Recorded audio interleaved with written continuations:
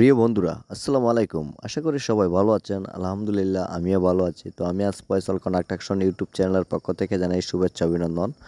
দেশ ও বিদেশ প্রবাসী ভাইদেরকে জানাই শুভেচ্ছা অভিনন্দন। বিশ্বের যত রাজমিস্ত্রি ভাইয়েরা আছে সবাইকেও জানাই শুভেচ্ছা অভিনন্দন।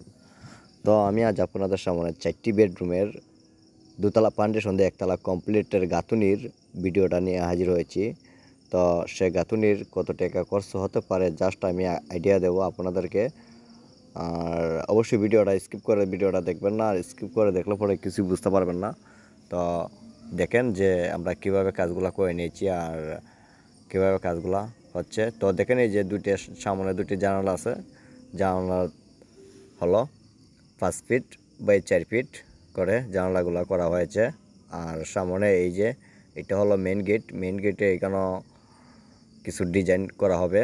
তো সামনে কিন্তু রড রাখা হয়েছে, তো দেখাই যাচ্ছে।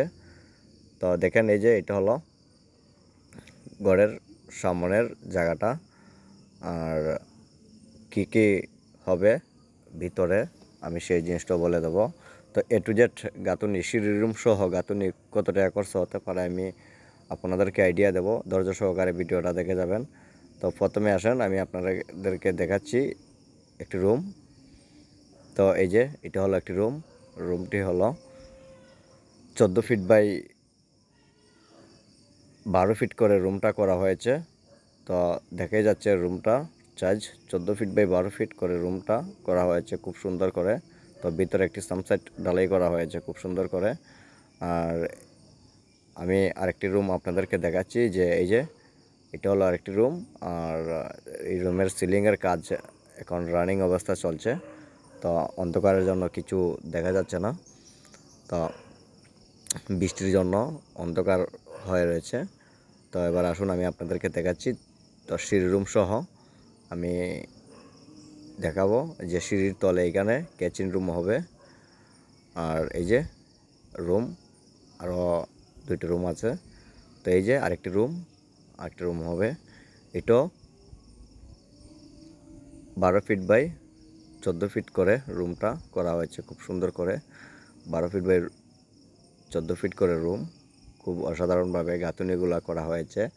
আর কাজ এখন রানিং অবস্থায় চলছে। তো এটা হলো বাথরুমটি হলো 8 ফিট বাই 4.5 ফিট করে করা হয়েছে। খুব সুন্দর করে কাজগুলো করা হয়েছে। তো দেখেন এই যে এই রুমটি হলো 14 ফিট বাই 14 ফিট করে এই রুমটা করা হয়েছে। রুমটা একটু বড়, 14 ফিট বাই 14 ফিট করে রুমটা করা হয়েছে। তো এটার সিলিংয়ের কাজ চলবে। তো এই যে এটা হলো সিঁড়ি রুমের গাঁথুনিগুলো করা হয়েছে। সিঁড়ির নিচে এখানে কিচেন রুম হবে। তো এবার আসুন আমি আপনাদেরকে দেখাচ্ছি যে উপরে কি কাজ করা হয়েছে আর কিভাবে কাজগুলো করে নিয়েছি সেই জিনিসটাও দেখাবো। তো দেখেন এই যে সিঁড়িটা খুব সুন্দর করেই করা হয়েছে, খুব অসাধারণভাবে সিঁড়িগুলো করা হয়েছে। তো দেখেন এই যে এটা হলো সিঁড়ি রুমের 17 ফিট লম্বা আর 11 ফিট পাশ করে করা হয়েছে সিঁড়ি রুমটা। তো দেখেন এই যে সিঁড়ি রুমটা খুব সুন্দর করে নিয়েছি আমরা।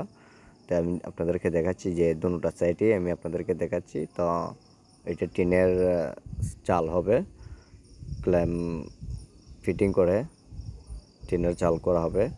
তো স্লোপ দিয়েছে, তো ছাদের উপরে পানি পড়ার জন্য স্লোপ রেখেছে ছাদের উপরে।